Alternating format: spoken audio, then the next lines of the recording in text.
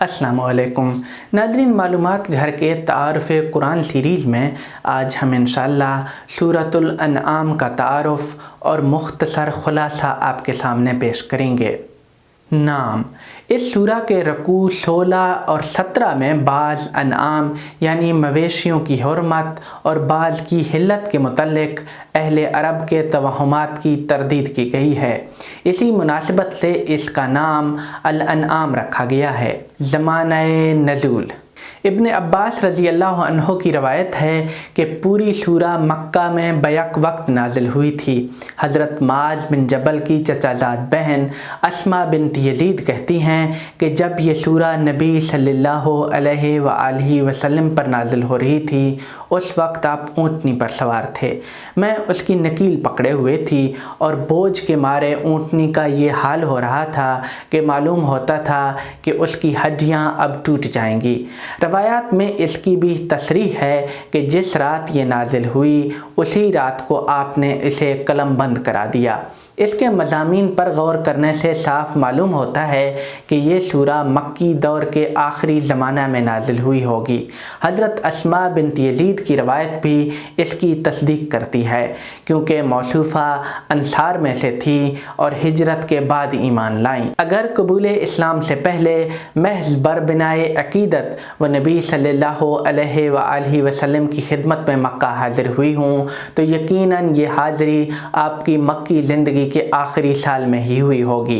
इससे पहले अहले यसरब के साथ आपके ताल्लुकात इतने बड़े ही ना थे कि वहाँ से किसी औरत का आपकी खिदमत में हाज़िर होना मुमकिन होता। सूरा का मरकज़ी ख़याल। सूरह अनआम में जैसा कि हमने इशारा किया मुखातिब कुरैश हैं। उनके सामने तौहीद, मआद और हज़रत सल्लल्लाहु अलैहि वआलिहि वसल्लम की रसालत के दलाइल वाज़े करते हुए उनको ईमान लाने की दावत दी गई है और साथ ये तंबीह है कि अगर उन्होंने ये दावत कबूल ना की तो उस अंजाम से दोचार होने के लिए उनको तैयार रहना चाहिए जिससे रसूलों की तकलीब करने वाली कौमों को दोचार होना पड़ा। अहले अरब चूँकि हज़रत इब्राहीम की औलाद थे और उनका दावा ये था कि जिस मज़हब पर वो हैं ये उनको हज़रत इब्राहीम ही से विरासत में मिला है। इस वजह से इस सूरा में उस हुज्जत को ख़ास तौर पर नुमायाँ किया गया है जो हज़रत इब्राहीम ने अपनी कौम के सामने पेश की, ताकि कुरैश पर यह वाज़ेह हो जाए कि असल मिलत इब्राहीम क्या है और उसके हकीकी पैरव हज़रत सल्लल्लाहु अलैहि वआलिहि वसल्लम और आपके सहाबा हैं या कुरैश। सूरा के इस अमूद को पेश नज़र रखते हुए अब एक इजमाली नज़र सूरा के मतालिब पर डालिए। सूरा के मतालिब का तजज़िया। आयात 1 ता 5। तौहीद और मआद के वाज़ेह दलाइल की तरफ इशारा, बिल्कुल बदीही हक़ाइक़ से एराज़ पर इज़हार तअज्जुब। कुरान की तकज़ीब एक अम्र हक़ की तकज़ीब है जिसका खमियाजा ये भुगतेंगे। कुरान इन्हें जिन नताइज का ख़बर दे रहा है वो सब पेश आके रहेंगे। आयात 6 और 7। रसूलों की तकज़ीब करने वाले अज़ाब इलाही में पकड़े गए अरब की पिछली तारीख़ की तरफ इशारा। आयात 8 ता 11। हज़रत सल्लल्लाहु अलैहि वआलिहि वसल्लम को तसल्ली कि कोई बड़े से बड़ा मोजज़ा भी इन झुटलाने वालों को कायल नहीं कर सकता। जो मोजज़ा ये मांगते हैं वो भी इनको दिखा दोगे जब भी ये अपने इनकार से बाज नहीं आएंगे। तुमसे पहले जो रसूल आए इस कमाश के लोगों ने उनका भी मजाक उड़ाया, बिल आखिर वो उस अजाब में मुब्तला होके रहे जिसका उन्होंने मजाक उड़ाया। इनको इनके मुल्क की तारीख़ की तरफ तवज्जो दिलाओ। आयात 12 और 13। आसमान और ज़मीन में जो कुछ है सब खुदा की मलकियत है। उसने अपने ऊपर रहमत वाजिब कर रखी है, इस वजह से लाजिम है कि वो जज़ा और सज़ा का दिन लाए। आयात 14 ता 18। शिर्क से इजहार बराअत, खैर व शर सब खुदा ही के हाथ में है, सब उसी के कब्ज़े कुदरत में हैं और वो हकीम व खबीर है। आयात 19 ता 24। توحید اور شرک کے باب میں فیصلہ کن شہادت اللہ کی ہے اور اللہ کی شہادت توحید کے حق میں ہے۔ یہ قرآن اسی شہادت کے ساتھ اترا ہے۔ سچے اہل کتاب بھی اس سے آشنا ہیں، صرف بدبخت ہی ہیں جو اس پر ایمان لانے سے محروم رہیں گے۔ جو لوگ شرک کے مدعی ہیں وہ خدا پر جھوٹ افترا کر رہے ہیں، ایسے ظالم فلاح نہیں پائیں گے۔ قیامت کے دن جب ان سے سوال ہوگا کہ تمہارے شرکاء کہاں ہیں تو ان کے ہاتھوں کے طوطے اڑ جائیں گے۔ آیات 33 تا 39 پیغمبر صلی اللہ علیہ وآلہ وسلم کو تسلی کہ نشانی عذاب کا مطالبہ پورا نہ کیے جانے پر یہ جو تمہارا مذاق اڑا رہے ہیں یہ چیز تمہارے لیے غم کا باعث نہ بنے۔ یہ تمہارا مذاق نہیں بلکہ خدا کا مذاق اڑا رہے ہیں، اس وجہ سے اس معاملے کو خدا پر چھوڑ دو۔ تم سے پہلے جو انبیاء گزرے ہیں ان کو بھی اسی طرح کے حالات سے سابقہ پیش آیا تو انہوں نے صبر کیا، اس کے بعد اللہ کی نصرت ظاہر ہوئی۔ یہی سنت اللہ ہے اور سنت اللہ میں تبدیلی نہیں ہو سکتی۔ تمہیں اس معاملے میں پریشان نہیں ہونا چاہیے۔ ایمان تو وہی لائیں گے جن کے اندر کچھ صلاحیت ہے۔ جن کے دل بالکل مردہ ہو چکے ہیں وہ بڑی سے بڑی نشانیاں دیکھنے کے بعد بھی ایمان نہیں لائیں گے۔ خدا کے آسمان و زمین نشانیوں سے بھرے پڑے ہیں، لیکن جو اندھے ہو چکے ہیں ان کو ان نشانیوں سے کیا فائدہ۔ آیات 40 تا 50 یہ عذاب کی نشانی مانگتے ہیں، ان سے پوچھو کہ اگر خدا کا عذاب آیا تو اس سے بچاؤ کا کیا سامان انہوں نے کر رکھا ہے۔ پچھلی قوموں کا حوالہ کہ انہوں نے بھی اپنے رسولوں سے نشانیاں مانگیں تو اللہ نے ان کو مختلف مصیبتوں میں مبتلا کیا، لیکن خدا کی طرف متوجہ ہونے کے بجائے ان کے دل اور سخت ہو گئے۔ نتیجہ یہ ہوا کہ خدا نے ان کی جڑ ہی کاٹ دی۔ پیغمبر کی طرف سے یہ اظہار و اعلان کہ میں خدا کے خزانوں کا مالک اور غیب کا عالم ہونے کا مدعی نہیں ہوں، میں تو بس وحی الہی کا پیرو ہوں۔ آیات 51 تا 55 پیغمبر صلی اللہ علیہ وآلہ وسلم کو یہ ہدایت کہ جن کے اندر خدا و آخرت کا خوف موجود ہے وہی اس قرآن سے فائدہ اٹھائیں گے، تو ان کو اس ذریعے سے جگاؤ۔ رہے وہ جو معجزات کے طالب ہیں تو ان کو نظر انداز کرو۔ جو غریب لوگ اللہ کی خوشنودی کے طالب اور تمہاری باتوں کو سننے والے ہیں ان کو ان متکبرین کے مطالبہ پر اپنے سے دور نہ کرو۔ اگر یہ متکبرین اس وجہ سے تمہارے پاس نہیں آتے کہ تمہاری مجلس میں غربا ہوتے ہیں تو ان کو ان کے حال پر چھوڑو، تم ان کے ایمان و اسلام کے ذمہ دار نہیں ہو۔ ان کے لیے غریبوں کی غریبی اور ان کی اپنی امیری فتنہ بن گئی ہے۔ تم ان غربائے مساکین کا بہرحال خیر مقدم کرو اور ان کو بشارت دو۔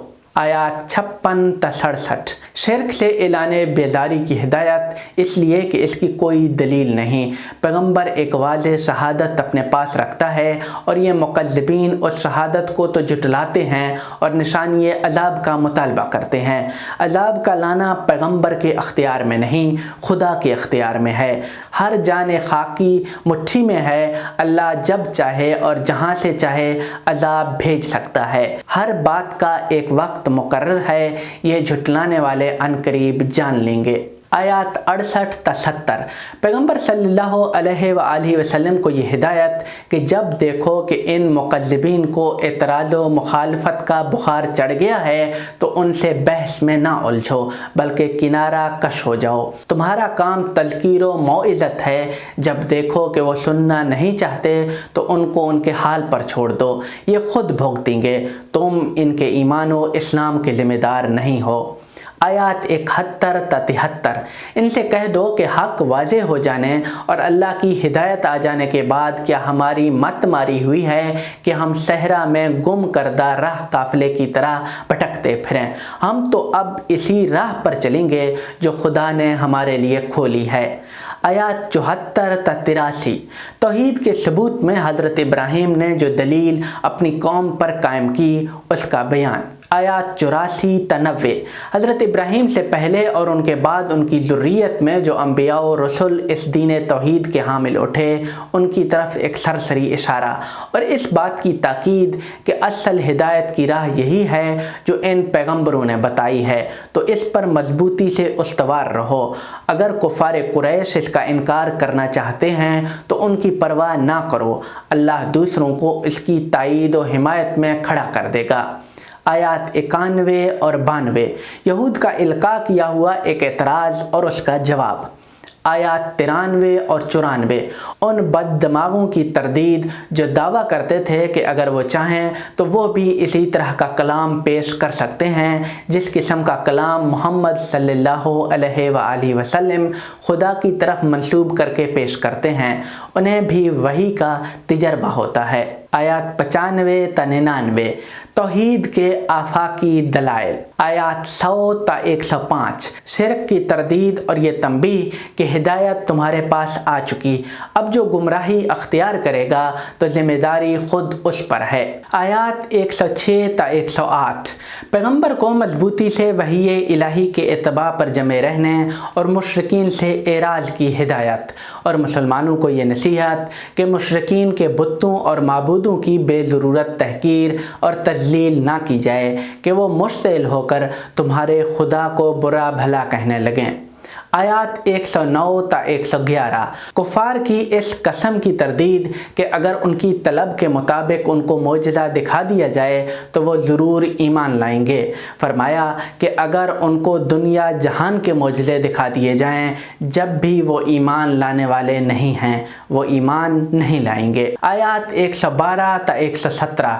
اس سنت اللہ کا بیان کہ جب نبی کی دعوت بلند ہوتی ہے تو شیاطین جن و انس کو بھی یہ مہلت دی جاتی ہے کہ وہ اپنے باطل کو ملمع کر کے لوگوں کے سامنے پیش کر لیں تاکہ جن کو ان کی راہ اختیار کرنی ہے وہ ان کی راہ اختیار کریں۔ پیغمبر کو یہ ہدایت کہ تم ان الجھنے والوں کو بتا دو کہ جب میرے پاس خدا کی کتاب آ چکی ہے تو میں اس کو چھوڑ کر کسی دوسری چیز کی پیروی کس طرح کر سکتا ہوں۔ آیات 118 تا 123۔ مسلمانوں کو یہ ہدایت کہ تم ورغلانے والوں کی باتوں سے ہوشیار رہو، انہوں نے اپنے مشرکانہ عقائد کے تحت جو چیزیں حرام کر رکھی ہیں ان کے باب میں تم ان کی بدعات کی پرواہ نہ کرو، بلکہ وہ چیزیں کھاؤ جن کی حرمت کی کوئی دلیل نہ ملت ابراہیمی میں موجود ہے اور نہ قرآن نے ان کے حرام ہونے کی خبر دی ہے۔ اب خدا نے تمہیں تاریکی سے روشنی میں لا کھڑا کیا ہے تو تم ان لوگوں کی بد دعا اور کج بحثیوں کی پرواہ نہ کرو جو کفر و شرک کے اندھیرے میں ٹھوکریں کھا رہے ہیں۔ آیات 124 تا 127۔ ان مغروروں کی تردید جو قرآن پر ایمان لانے کی شرط یہ ٹھہراتے تھے کہ جب تک ان پر بھی اسی طرح وحی نہ آئے جس طرح پیغمبر پر آتی ہے اس وقت تک وہ اس پر ایمان نہ لائیں گے۔ فرمایا کہ نبوت کے مرتبہ بلند کا سزاوار ہر شخص نہیں ہوتا، اللہ ہی جانتا ہے کہ کون اس کا اہل ہے کون نہیں۔ جو لوگ کبر نفس میں مبتلا ہو کر دنیا اور آخرت دونوں کی سرفرازیوں کا اجارہ دار صرف اپنے کو سمجھتے ہیں وہ اپنے اس غرور کی سزا پائیں گے۔ رہا ایمان لانے اور نہ لانے کا معاملہ تو یہ اللہ کی توفیق پر منحصر ہے اور اس توفیق کے لیے ایک مخصوص سنت الہی ہے۔ آیات 128 تا 135۔ آخرت میں جنوں اور انسانوں کے گمراہ لوگ اعتراف کریں گے کہ وہ اتمام حجت کے باوجود محض اپنی شامت اعمال سے اس انجام کو پہنچے۔ قریش کو دھمکی کہ سنبھلنا چاہتے ہو تو اب بھی سنبھل جاؤ ورنہ جس عذاب کی دھمکی تمہیں سنائی جا رہی ہے وہ آ کے رہے گا اور کوئی اس سے بچ نہ سکے گا۔ آیات 136 تا 144۔ مشرکین نے اپنے مشرکانہ عقائد کے تحت کھیتی اور چوپایوں میں سے جن چیزوں کو حرام ٹھہرا لیا تھا یا اپنے دیوتاؤں کو راضی کرنے کے لیے انسانی جانوں کی جو قربانیاں پیش کرتے تھے ان کی تردید اور مذمت کہ یہ سب باتیں بے سروپا اوہام پر مبنی ہیں، عقل، فطرت اور ملت ابراہیمی میں ان کی کوئی اصل نہیں ہے۔ آیات 145 تا 154۔ اس قرآن کے ذریعے سے جو اتمام حجت ہوا ہے اس کا بیان اب اس کے بعد بھی اگر لوگ کسی نشانی کے ظہور کے منتظر ہیں تو وہ انتظار کریں۔ اس قسم کی نشانی دکھانا پیغمبر کے اختیار میں نہیں ہے۔ پیغمبر کی طرف سے یہ اعلان کہ خدا نے مجھے ملت ابراہیم کی یہ ہدایت بخشی ہے اور میں اس پر چل کھڑا ہوا ہوں، اب جس کا جی چاہے اس صراط مستقیم پر آئے اور جس کا جی چاہے بھٹکتا پھرے۔ اللہ کے ہاں ہر ایک اپنے اعمال کا ذمہ دار ہے۔ ناظرین، اس سورہ کے ضمن میں آپ تک یہی باتیں پہنچانا مقصود تھی۔ اس سے پچھلی سورتوں کا تعارف دیکھنے کے لیے اس پلے لسٹ پر کلک کریں۔ آپ کا بہت بہت شکریہ۔